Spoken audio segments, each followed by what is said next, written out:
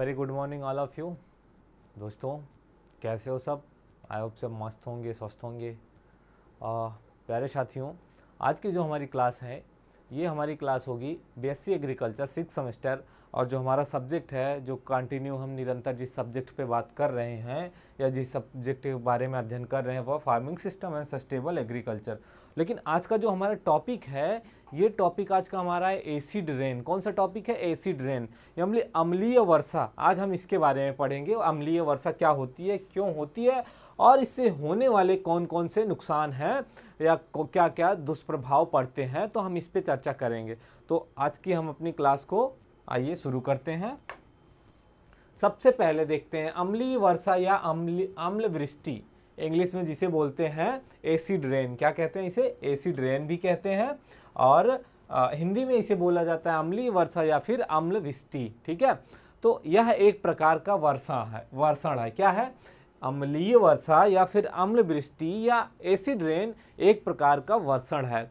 इसमें क्या है कि वर्षा, हिम और ओला इत्यादि क्या है इसके अंतर्गत। वर्षण का मतलब होता है, वर्षण के अंतर्गत आते हैं वर्षा, हिम, ओला आदि, जिसमें विभिन्न प्रकार के अम्लों विशेषता जैसे सल्फ्यूरियस, सल्फ्यूरिक, नाइट्रस, नाइट्रिक इत्यादि अम्ल की उच्च मात्रा उपस्थित होती है। क्या क्या होती है?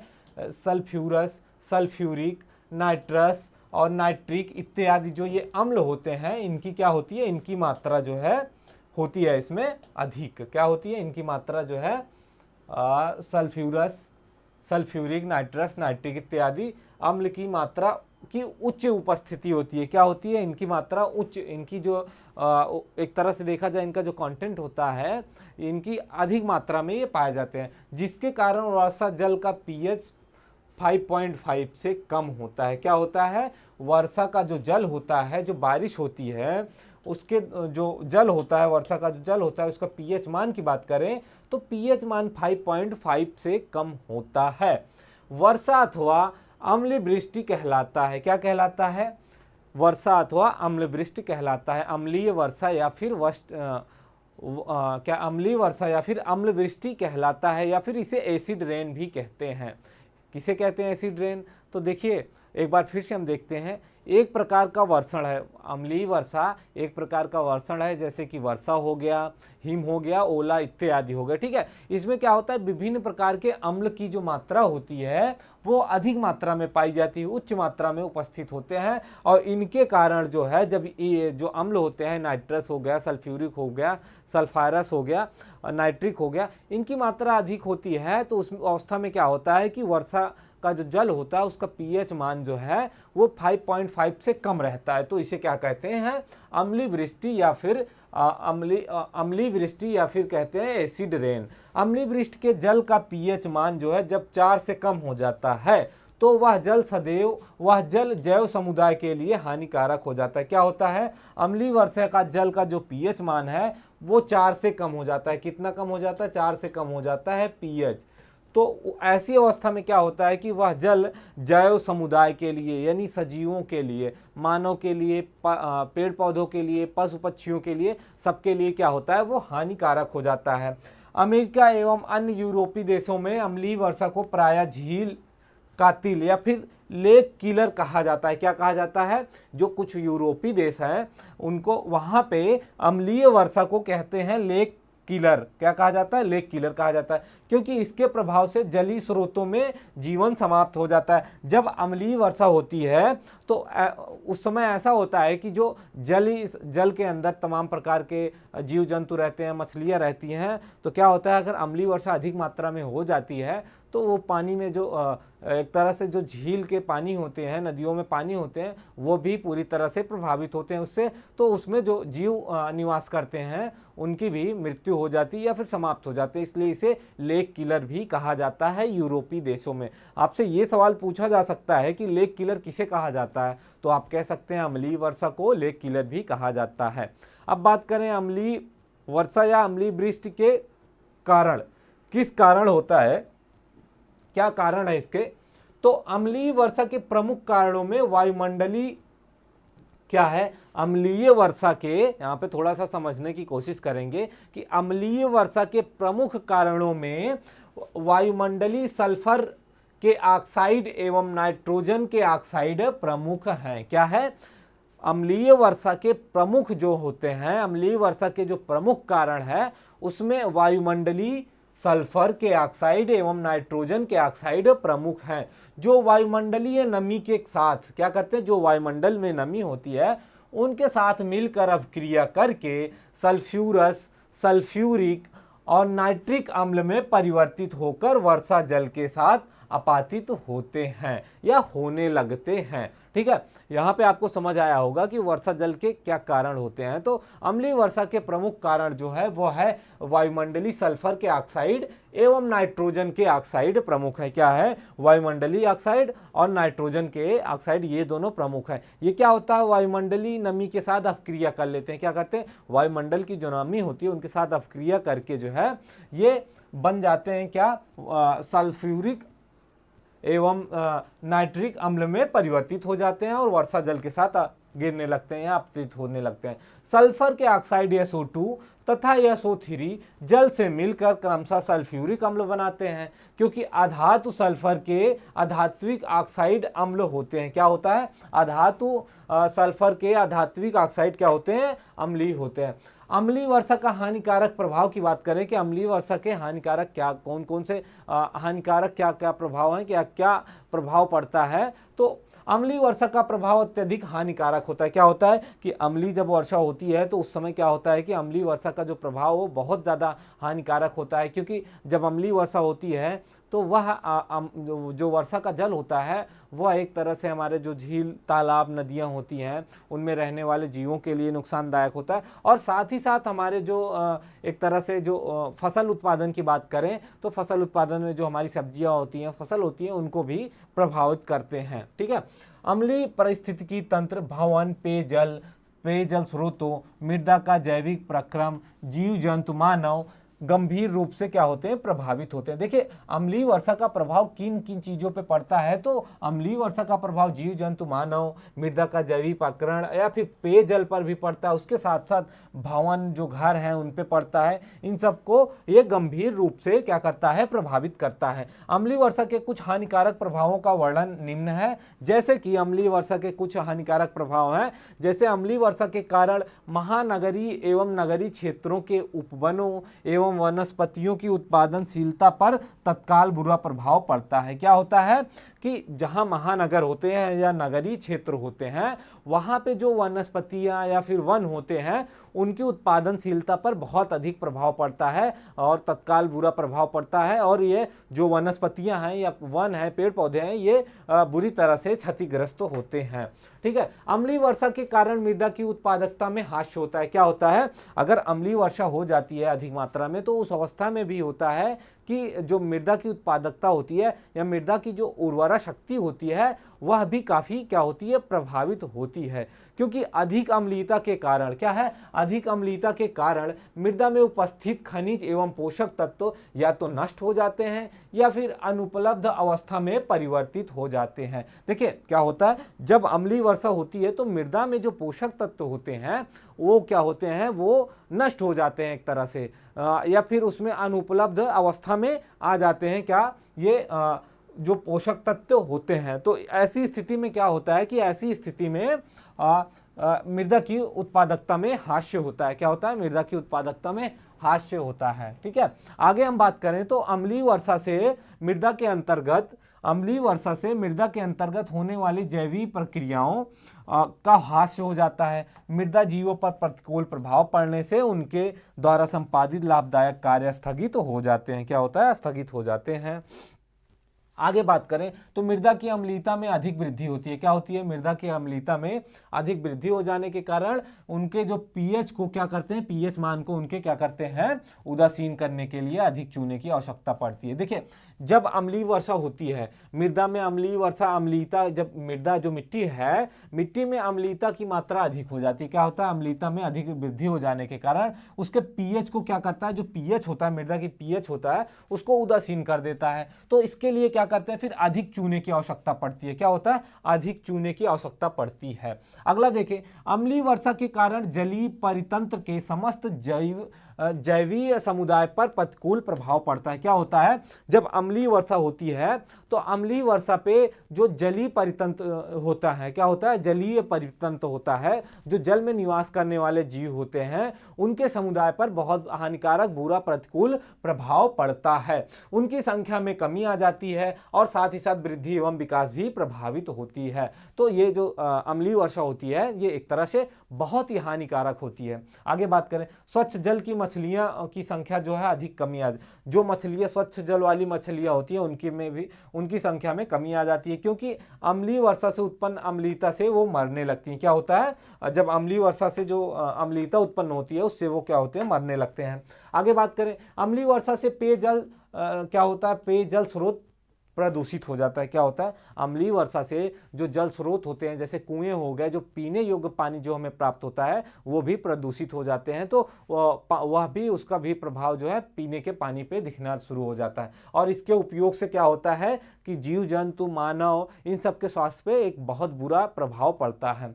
आगे बात करें तो अम्लीय वर्षा का प्रतिकूल प्रभाव मनुष्यों पर भी पड़ता है। किस पे पड़ता है? मनुष्य पर भी प्रतिकूल प्रभाव इसका पड़ता है। उनमें अनेक प्रकार के त्वचा रोग होने लगते हैं। क्या होता है? अम्लीय वर्षा का प्रभाव मनुष्य के ऊपर भी या उनके शरीर पे भी पड़ता है। देखिए, स्वास्थ्य के लिए तो हानिकारक होता है, उसके साथ साथ ये जो है अम्लीय वर्षा जो होती है, जब पेयजल स्रोतों से मिल जाती है तो पीने योग्य पानी भी हमारा क्या होता है? प्रदूषित हो जाता है। उसके साथ साथ अम्लीय वर्षा अगर त्वचा पे पड़ जाती है तो त्वचा को भी बहुत बुरा प्रभाव त्वचा पर भी डालती है। आगे बात करें, ये था हमारा पीछे, अभी हमने अम्लीय वर्षा पे बात करी। अब जो हम जल स्रोतों का घटता जल स्तर एवं उसके संरक्षण के उपाय, developing water level of resource and conversation of measures, तो इसके बारे में हम बात करेंगे। तो जल की उपलब्धता जो है आज के समय में, जो 21वीं शताब्दी के समय में जो है, जल सबसे बड़ी समस्या है, क्योंकि जनसंख्या जैसे जैसे बढ़ती जा रही वैसे वैसे जल की जो आवश्यकता है वह भी बढ़ती जा रही। ऐसा अनुमान लगाया जा रहा है कि वर्ष 2025 तक पीने का जो पानी है या जल जो मानव जीवन के लिए उपयोग होता है, उस जल की उपयोगिता दुगना हो जाएगी। क्या होगा? दुगना बढ़ जाएगी। तो ऐसी अवस्था में क्या होगा? जनसंख्या बढ़ती जा रही है, लोगों के जो है जनसंख्या जिस हिसाब से बढ़ती जा रही है, तो लोग फसल उत्पादन के लिए भी पानी और मानव जीवन के लिए भी, मतलब एक तरह से जल है तो जीवन है, जल ही जीवन है। तो सारा जितने भी जीवन है, सारे जितने भी जीव हैं, सब जल पे ही एक तरह से आश्रित हैं, क्योंकि जल है तो जीवन है। जहाँ पानी नहीं है वहाँ फिर जीवन नहीं है। तो बात करें, जनसंख्या वृद्धि जैसे जैसे होगी दुगना पानी की आवश्यकता होगी। और जल स्रोतों के लिए गंभीर समस्या उत्पन्न करने वाले कुछ कारण हैं, जैसे कि जनसंख्या में बेतहाशा वृद्धि हो रही है, व्यावसायिक खेती हो रही है, बहुराष्ट्रीय कंपनियों द्वारा जल का दोहन तथा सरकार के जल दोहन संबंधी उदार नीतियां। ठीक है, तो ये जो जल की समस्या उत्पन्न हो रही है उसके मानव जो है एक तरह से वो एक जल स्रोत का जो घटता स्तर है वह सबसे बड़ा एक गंभीर खतरा है। उसमें जो है जनसंख्या की वृद्धि सबसे बड़ा एक फैक्टर है। उसके बाद जो है व्यावसायिक खेती और बहुराष्ट्रीय कंपनियों द्वारा जल का दोहन, और उसके साथ साथ सरकार जल दोहन की नीति जो सरकार की है। तो पानी की कमी के कारण, causes of scarcity of the water, औसत वर्षा में निरंतर गिरावट। क्या हो रहा है कि जो औसत वर्षा हो रही थी अभी तक, औसत वर्षा में निरंतरता क्या हो रही? गिरावट होती जा रही है। और प्रति व्यक्ति जल की खपत में वृद्धि। आज के समय में जैसे जनसंख्या बढ़ती जा रही है और जो प्रति व्यक्ति जल का अधिक मात्रा में उपयोग कर रहा है, उसके साथ जनसंख्या वृद्धि है, भूजल स्तर में निरंतर गिरावट आती जा रही है और जल की गुणवत्ता की समस्या आ रही है। क्योंकि अब जिस तरह से जल स्तर गिरता जा रहा है और उसके साथ साथ जल प्रदूषित हो रहा है, जल में विषाक्तता बढ़ती जा रही है, आर्सेनिक की मात्रा बढ़ती जा रही है, तो इस हिसाब से जो है जल की गुणवत्ता की भी समस्या आ रही है। और जल का आवश्यकता से ज़्यादा दोहन करना, क्या करना? आवश्यकता से अधिक जल का उपयोग करना। और वही बात करें तो ग्रीष्म ऋतु में जल स्रोतों की कमी के कारण जल पदार्थ अवरुद्ध कराना, वर्तमान में क्रियान्वित योजनाओं से पर्याप्त जल प्रदान क्षेत्र का न होना, खारेपन की समस्या होना, पाइपलाइन की तोड़फोड़ की समस्या और लोगों में जागरूकता का अभाव होना, ये सब जो है फैक्टर हैं। आगे बात करें जल संसाधनों की कमी, लेक ऑफ वाटर रिसोर्सेज, तो पानी की कमी बहुत गंभीर समस्या है, ठीक है, जो कई अन्य कारणों से अधिक चुनौतीपूर्ण है। देखिए पानी जो है वह सबसे गंभीर समस्या है, इससे बड़ी गंभीर समस्या मानव के लिए हो ही नहीं सकती, क्योंकि मानव जो है हर चीज का एक तरह से तोड़ निकाल सकता है, लेकिन जल की कमी का कोई तोड़ नहीं, क्योंकि जल है तो जीवन है।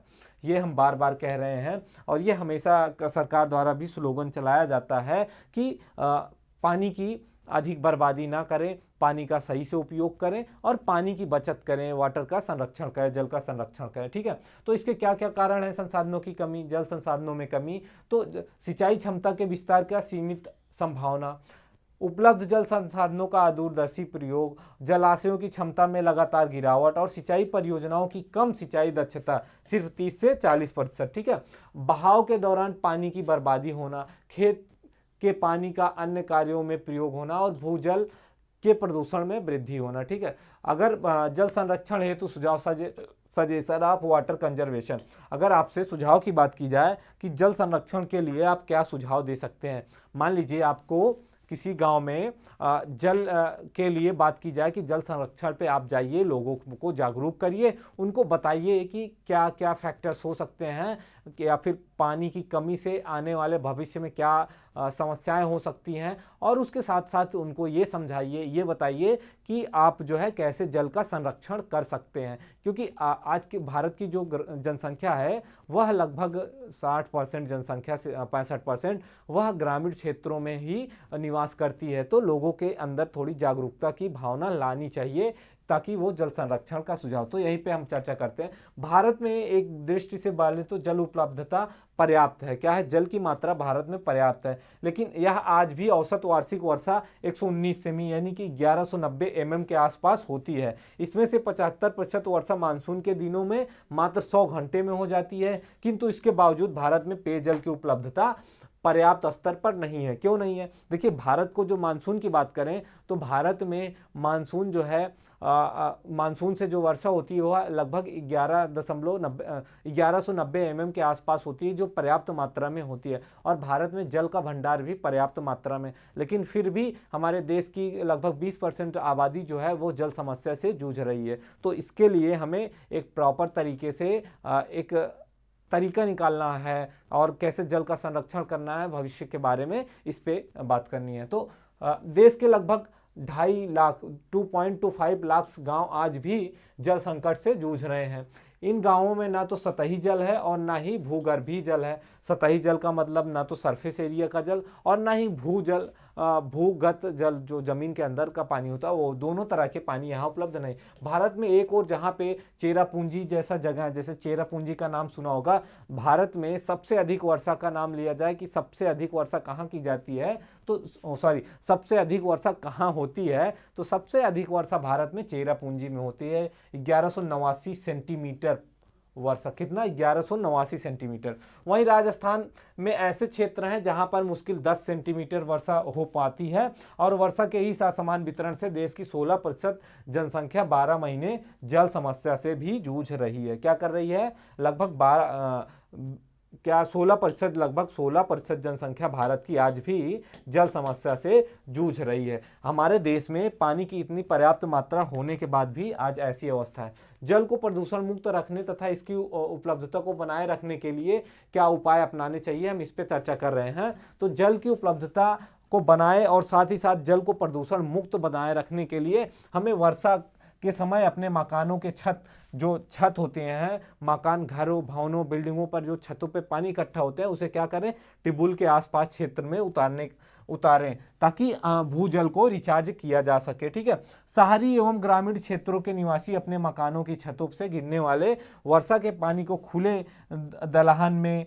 रेन वाटर केज पीट बनाकर जल को भूमि में समाहित कर भूमि का जल स्तर बढ़ा सकते हैं और भूमि को रिचार्ज कर सकते हैं। रेन वाटर हार्वेस्टिंग को प्रोत्साहन दिया जाना चाहिए। क्या किया जाना चाहिए? रेन वाटर हार्वेस्टिंग को, और तालाब, गड्ढों, पोखरों की नियमित सफाई करनी चाहिए ताकि उनमें जल धारण क्षमता में कमी ना आए।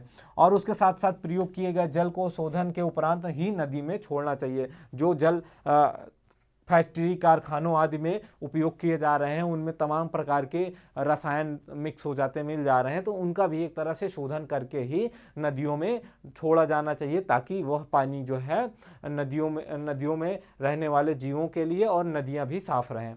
ठीक है। बाढ़ से प्रभावित क्षेत्रों में विशेष जल निस्तारण व्यवस्था करें और अतिरिक्त जल को अन्य स्थानों पर संरक्षित करने में प्रयोग किया जाना चाहिए। जो अधिक अतिरिक्त जल है उसे जो है अन्य जगह, पोखरों इत्यादि में इकट्ठा जल से सिंचाई को प्रोत्साहन किया जा सकता है ताकि भूगत जल का उपयोग ना हो। देखिए, अगर हमारे क्षेत्रों में या फिर जो पोखर हैं, नदी हो गई, तालाब हो गए, तो इनमें अगर वर्षा का पानी को हम इकट्ठा करते हैं तो ऐसी अवस्था में जब वर्षा का पानी इकट्ठा रहता है तो हम सिंचाई के लिए, फसल उत्पादन के लिए जो हमें सिंचाई पानी की आवश्यकता पड़ती है तो हम उसी पानी का उपयोग कर सकते हैं, हमें भूगत जल की आवश्यकता नहीं पड़ेगी। ठीक है। शहर में प्रत्येक आवास के लिए रिचार्ज कूप का निर्माण आवश्यक किया जाना चाहिए जिससे वर्षा जल नालों में ना बहकर भूमि में जाए। ठीक है। शहरों की बात कर रहे हैं यहाँ पे, तो शहरों में वर्षा के जल जो वर्षा का पानी होता है छतों से जो इकट्ठा होकर नीचे गिरता है, तो उसको क्या करना चाहिए? छोटे छोटे कूपे बना के उसमें पानी को डालना चाहिए ताकि वह पानी जो है भूमि में अंदर चला जाए और उसको बाद में हम अपने जो भूगत जल है उसको रिचार्ज कर सके और हमें जो है पानी की समस्या से बच सके और आने वाले भविष्य के लिए भी इसको जो है संभाल के रख सके, क्योंकि ये जो पानी है इसके बिना जीवन संभव नहीं है, तो इस पे हमें विशेष ध्यान रखना चाहिए। तो दोस्तों, हम आज की जो हमारी क्लास थी, हमने चर्चा की कि अम्लीय वर्षा क्या होती है, इसके क्या क्या दुष्प्रभाव होते हैं और क्या प्रभाव पड़ते हैं, किस कारण से होता है। उसके बाद हमने जल के बारे में बात की कि जो भूमिगत जल है उसका जो स्तर गिरता जा रहा है उसको कैसे मेंटेन करें, उसको कैसे बनाए रखें। तो आज की जो हमारी क्लास है, आज का जो हमारा टॉपिक था, यहीं पे समाप्त होता है। हम अगली क्लास में आपको एक नए टॉपिक के साथ मिलेंगे और उसके लिए तब अगली क्लास में नए टॉपिक के साथ मिलेंगे। जय हिंद। और आप लोग पढ़ाई करिए अच्छे से और क्लास को शेयर भी करते रहिए और लाइक और सब्सक्राइब भी बढ़ाते रहिए। जय हिंद।